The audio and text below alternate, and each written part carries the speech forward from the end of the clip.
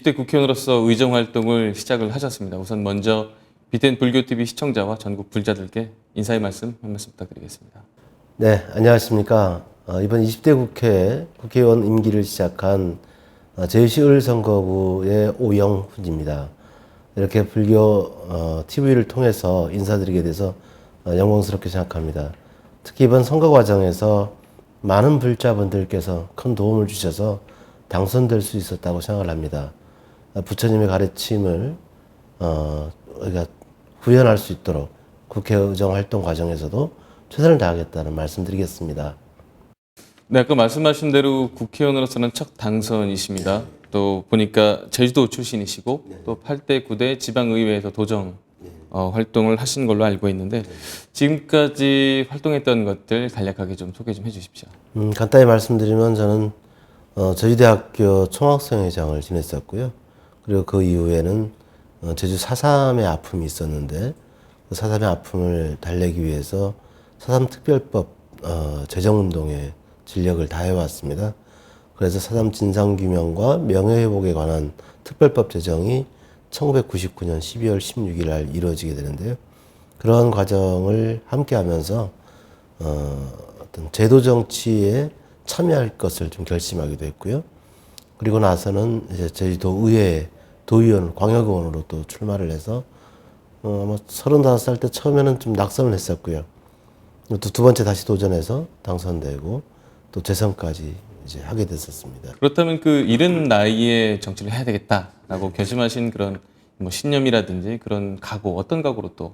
글쎄, 제가 저희 대학교 총학생회장을 하면서 보니까 그냥 관성대로 예전 것을 그대로 답습하는 것을 그렇게 좋아하지 않았습니다. 그래서 당시 4.3 문제 같은 경우에도 제도권으로 특별법으로 이걸 해결을 해야 되겠다는 생각을 했었고, 그래서 국회에 4.3 진상규명과 명예회복을 추진할 수 있는 특별위원회 구성을 촉구하는 청원운동을 전개했거든요.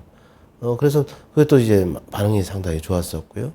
또 당시는 이제 대학발전협의회라고 해서 대학의 학생, 교직원, 학교 측이 이제 3자 협의체를 만들어서 학내 현안 문제를 해결하기도 하고 갈등을 조절하는 능력이 내게도 좀 있구나라는 생각을 확인하게 됐고요. 그렇다면 이게 정치 영역에서 나의 능력을 최대한 발휘할 수 있겠다는 생각을 젊은 나이에 했습니다. 그래서 그러한 길을 차근차근 준비해 왔던 것 같고요. 더불어민주당 원내 부대표직을 맡고 계시고 또 당내 민생특위 사교육 대책 TF 간사도 맡고 계신다고 알고 있습니다. 초선 의원으로서 이렇게 당내에서 그 중책을 맡기라는 좀 어려운 그 경우인 것 같은데 어떤 배경에서 좀 당내에서 이렇게 좀 중책을 맡으셨는지? 저도 지금 3명의 자녀를 두고 있고요. 지금은 이제 뭐 고등학생, 대학생이지만 초등학교, 중학교, 고등학생으로 오는 과정에서 사교육비에 대한 부담을 저 또한 느꼈었고 또 우리 대다수 국민들도 느끼는 가장 큰 문제 중에 하나다.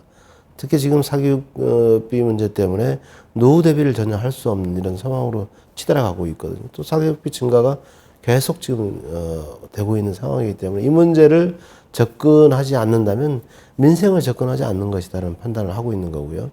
우리 우상호 원내대표나 대표단에서는 사교육비 문제를 어떻게 국민의 부담을 줄여주는 방식으로 검토할 것인가 하는 측면이 있었던 거고 제가 그쪽 전문가는 아니지만 또 원내대표, 부대표를 맡고 있기 때문에 부대표가 또 간사를 맡아야 된다고 해서 그럼 제가 하겠습니다 했던 거고요.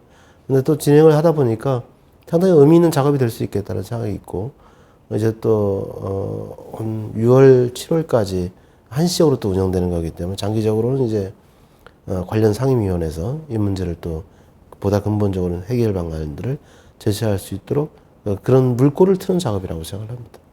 네, 여러분들께서 앞으로 정각회 활동을 큰 역할을 하실 분이라고 소개를 받았는데요. 앞으로 정각회 활동 어떻게 좀 계획하고 계시는지요?